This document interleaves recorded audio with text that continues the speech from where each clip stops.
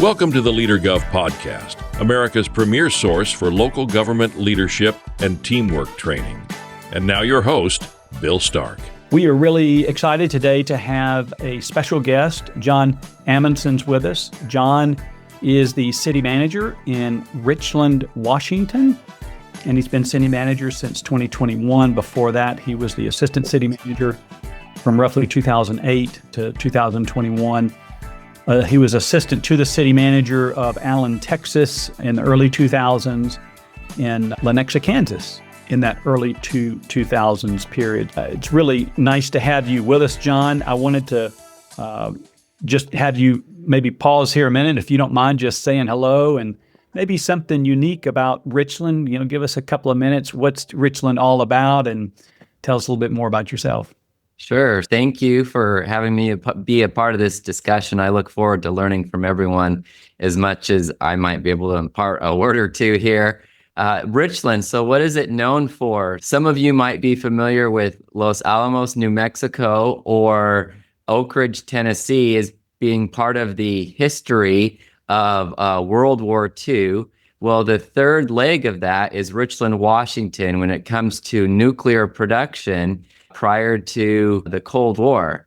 And so we have a very large federal government presence on cleanup of historic nuclear sites. We had one of the first reactors in the country, the B reactor, we refer to it as, and it's actually part of a three-site national park that you can come and visit us. It's the only multi-site national park that I'm aware of.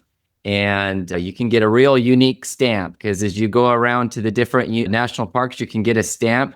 But if you come to Richland, you only get a third of that stamp. And we also have one of the national laboratories. Pacific National Northwest Laboratory is here in Richland. And we're also right on the edge of a lot of agricultural production, lots of baby carrots processed, lots of corn, and other agricultural products, including hay. So we're about a city of 62,000. Nice. Yeah, mid-sized city, we would say. Yeah, well, again, we're glad you're here. We want to, from our survey results, we discovered that really there isn't a lot of very specific focus in this area of multi-generational collaboration and ways of engaging and leveraging generations. It's kind of a new topic to a lot of us. So we're not maybe going to boil the ocean today and solve all these problems, but at least we want to talk about the issue and maybe throw out some ideas and stories of how we can actually better leverage our strengths and maybe overcome some of our quirks. Now, this topic that we're talking about today, for everybody on the Zoom here and the podcast, LeaderGov has a program called Teamwork Summit. So our January Teamwork Summit course is multi-generational workplace success. So we know that in today's workplace, we have baby boomers. That's up until about 1963, baby boomers. We've got Gen X, which are right behind the baby boomers. We've got Gen Y, or commonly called millennials, and Gen Z. Gen Z is roughly 24 years old and below, 22, 24 years old and below. And so we got four generations under one roof. It can get kind of crowded. As I said earlier, local government tends to have more baby boomers percentage-wise than private industry. And so we really just wanted to open up the floor via messaging. So Lindsay, if you could watch the messaging, any questions folks may have that we may want to discuss. But I did have some questions, Jon, I wanted to ask you about, again, just to get some thoughts flowing here with everybody. I'd love any story that you have to share, Jon. I know you mentioned to me that early on in your career, one of the things that baby boomers, many are good at, is coaching and developing people and investing in people, but training, coaching. And would you mind sharing sort of your experience, or maybe earlier in your career when you were a little younger, and how maybe another generation poured into you? Yeah, no, I think it's a great question. As I look back both at my time in Lenexa, Kansas as an intern, and then really my first real job, if you will, in Allen, Texas, I've always been in the city manager's office since I graduated from school. And so my peers were typically 20 plus years older than me in some instances. But it really gave me appreciation for the wealth of knowledge that they had, both not only through the career experiences that they had, as well as the stability that they had within the organization. And so I could turn to them and just really get a deep understanding of why maybe some of the things developed the way they did, maybe for physical development of the community, or why certain policies or procedures were in place. And you might come to certain assumptions if you're coming in new to the organization, and then you get to have a one-on-one conversation with someone that has that knowledge and experience, and it just really opens up your mind as to where those things came from.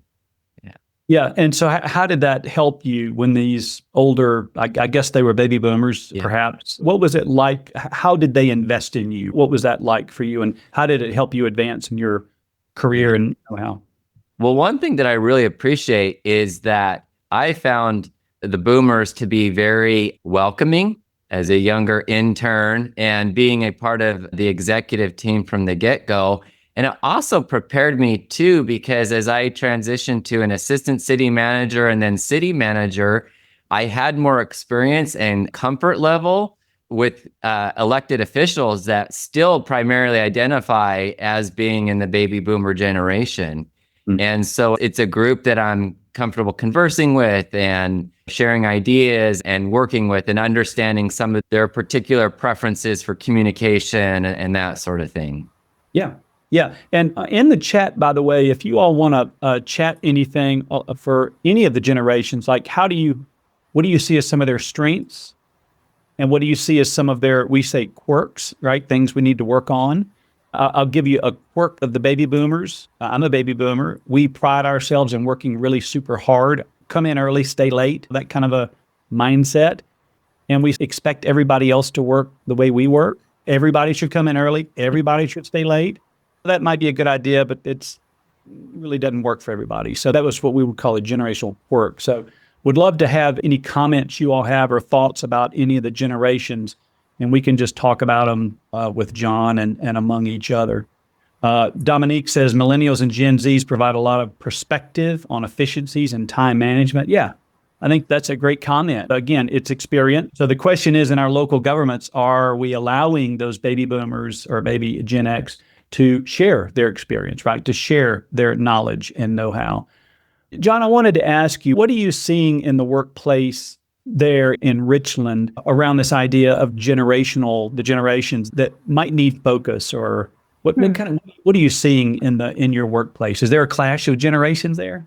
Some of the things that immediately came to mind was succession planning. I think it was already mentioned that we have more baby boomers than, say, the private sector, as well as even some on the upper end of Gen X and starting to retire. And so we're needing to replace those individuals, and there is different expectations and different values for the younger generations, if you will, than those that have been in the position currently. And so keeping that in mind, both in recruitment and retention, as well as organizational structure, we found in a couple recent recruitments that the new individual has a very different perspective on how to structure the department, and some of the, I guess, challenges that come with restructuring and looking at it from a different approach, where the easy button is just to keep it as is.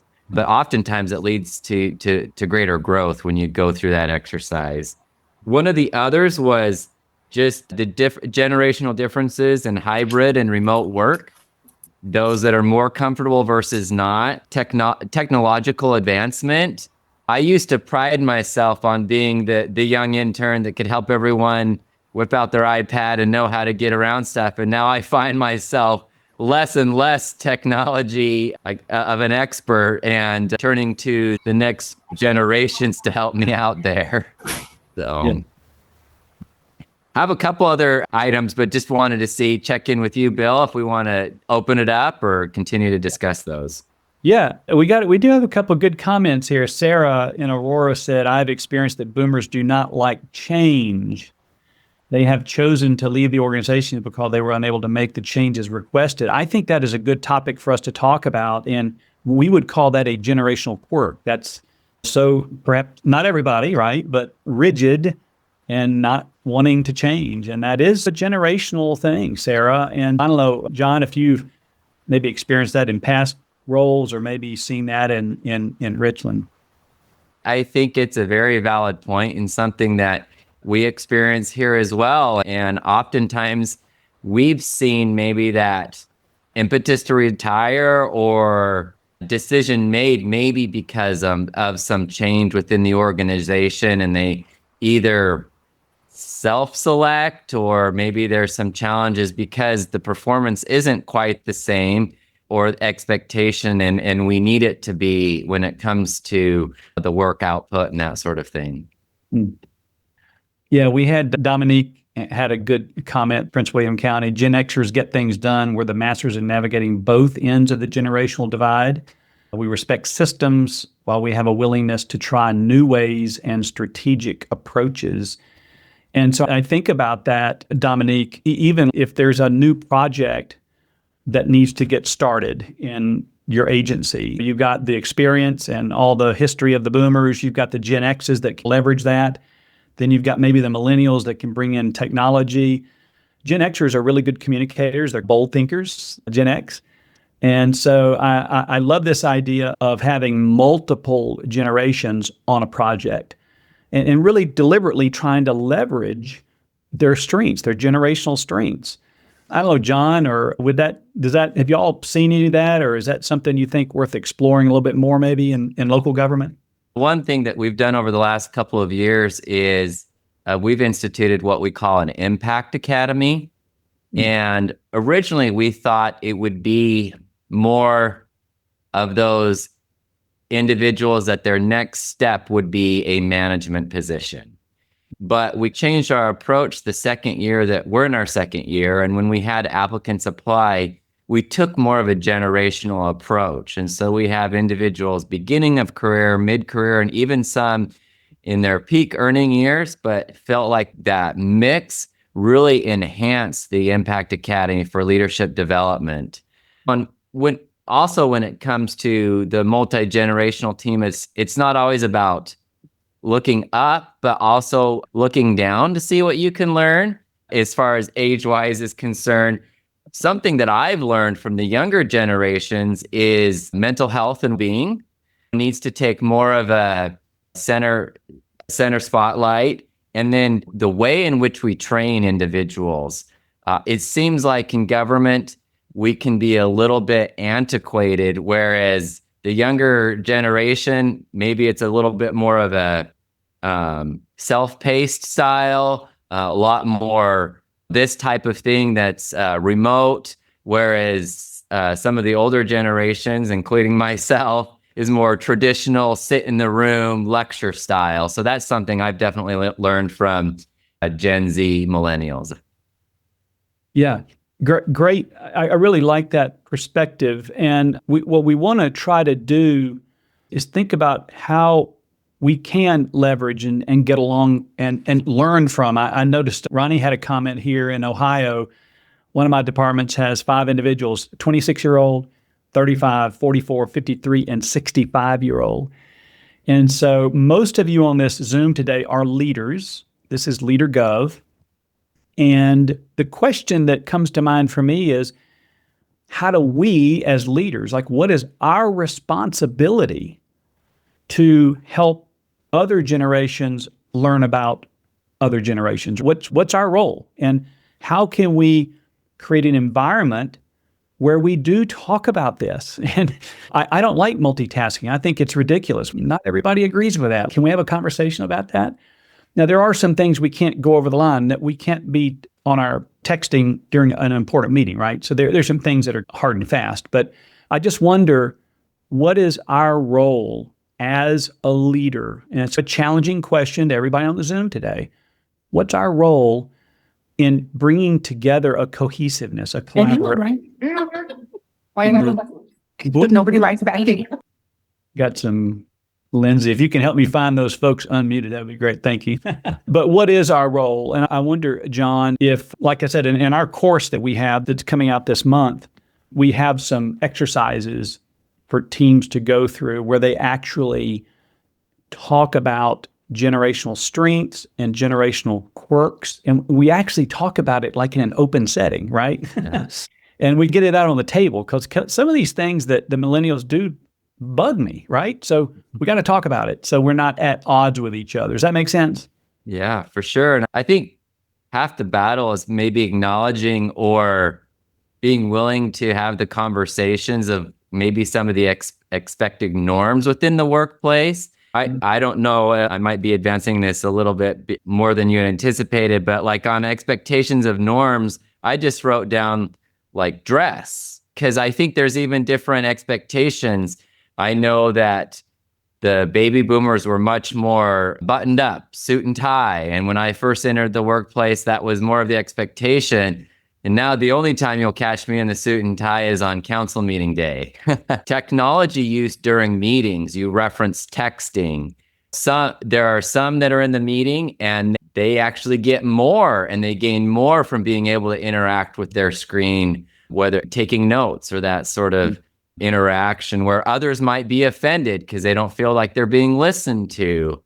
And then I think a big one is that collaborative style versus chain of command, and some of the differences that the generations have in, you can't just speak to so-and-so, or that sort of attitude or approach versus being willing to just dialogue up and down the chain, if you will. Yeah, 100%. And we've seen that where particularly baby boomers, they're very used to structure and hierarchy. Somebody's the boss, right? In modern teams, they're collaborative teams, and it's hard to know who the boss is. And so baby boomers have a little bit of a struggle functioning in a team environment where there's no clear hierarchy. It's more of a team approach to solving problems. And so I wonder, I saw a note here from Renee. I think we have to appreciate what each other brings to the table, willingness to listen. And Gen Z, I believe it's important as a leader to understand the differences and expectations of the generations and work with those differences. So I think that might be a good breakout question for us to, during today's workshop, we're going to do a little breakout here in just a moment. And we're going to put you in groups of 5 or so and allow you to talk about maybe some ways that you as a leader can create conversations at either a staff meeting or division meeting where we talk about what are our expectations and how does it differ by generation, and what are some of the generational strengths that we have, and what are some of the quirks that certain generations do that drive us crazy that we need to talk about. And so again, it's just a challenge to everybody on the call today listening to this podcast. It's what can I do proactively to bring some harmony, bring some understanding to this situation. So let's see, who else had a comment here? I wanted to be sure we got Jen. Here we go. Oh, Gen Xers are said to be the forgotten generation. We might be a little like middle children. That's good. Sad, LOL. What do other Gen Xers think? Yeah, I would be curious if you're Gen X, which is right below baby boomers, what are some of the unique characteristics of your generation? What would you say? If you want to just chat that in the Zoom chat, it would be good to hear. I'm 63 years old. And so if you're 61 or 60 years old and below, you're Gen X. So that's you. So it'd be interesting to hear from a couple of you that are on the Zoom today. If that's you, maybe speak up and share some things about your generation that sort of separate you. The whole idea of work-life balance came from the Gen X generation. That's the generation that actually brought that idea to the forefront. I'm a baby boomer, as I said. I don't even know what work-life balance is. It's work, right? We can't be taken off at 3:00 to go to a doctor's appointment. Oh my gosh, that would destroy everything. Let's see. We've got somebody that said fearless. Yeah. Gen Z, yeah, fearless. There is a kind of a boldness about Gen Z. Work hard, play hard. Yeah, that's good. We are similar to baby boomers, Talina says. Yeah, I would agree that Gen X is a little similar. And then let's see, Jennifer says driven. We straddled the technology boom and prior, so we have been expected to learn and grow with it, but it isn't necessarily second nature. Yeah, that's a good comment. Kristen has one here. Gen X is the go-to group and get it done group. Yeah, I like that. They can transition and swap tasks as needed, but want to see the project done and done right. Yeah, that's good. That's good, Kristen. Thank you. We want to give you all, we'll wrap up with Jon here in just a second, but we wanted to give you all an opportunity in a group setting, in a breakout setting, to just share either some things that you've seen from generations that are concerned for you as a leader, things that are getting in the way of your team's progress, or maybe share some great strengths of the different generations. But I would say then, what are we doing to put that into action? What are we doing to create a dialogue in the workplace? And it's probably at a staff meeting. It's probably a little 10-minute block during a staff meeting. We can only do so much. But I certainly see that in a staff meeting type environment, we could open up some dialogue around this topic and try to grow understanding, as Renee said, and share some of our strengths and maybe expectations around work, texting and dress, and some of the things Jon talked about. Jon, would you care to add anything as we go into these groups? Any sort of final thought, or maybe something that you think you might want to work on there in Richland based on this? I appreciate the challenge of discussing how we could have the discussion in our individual organizations. Because I think oftentimes what I've observed is maybe in small group settings or with other peers, we'll reference, that's a result of being a millennial, or that's a result of being a Gen Xer, or what that might be. But more recognizing it, that those are truly a product of the generations in which we were born and raised, and recognizing that with each one, there's those strengths and weaknesses, and really draw from the opportunity that's there and minimizing the pinch points or conflict points, if you will. Yeah, that's really good, Jon. We do the DISC personality assessment at LeaderGov, which many of you on this Zoom, this podcast are familiar with. And we actually recommend, if you can do it, like when you're entering into a really big project there at your local agency, and it's a team project, try to have a D, I, S, and C.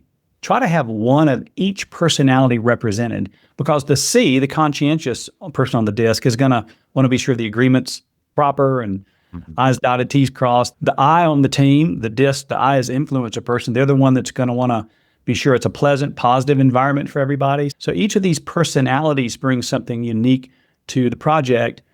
And I think in the same way, multiple generations, we can do the same thing. If we have people from multiple generations in projects and work teams, we can actually have a better outcome. Does that make sense, Jon, the kind of idea? Yeah, absolutely. I like that approach of drawing from each of those strengths. And sometimes you create more conflict or more risk when you're just a bunch of D's, or you're not able to get all the I's dotted and the T's crossed because you're just driven to see the thing done. So it ends up better when you have that diversity. Thank you for listening to the LeaderGov podcast. Don't forget to like and subscribe. And for more information on LeaderGov's workshops and programs for state and local governments, visit www.leadergov.com.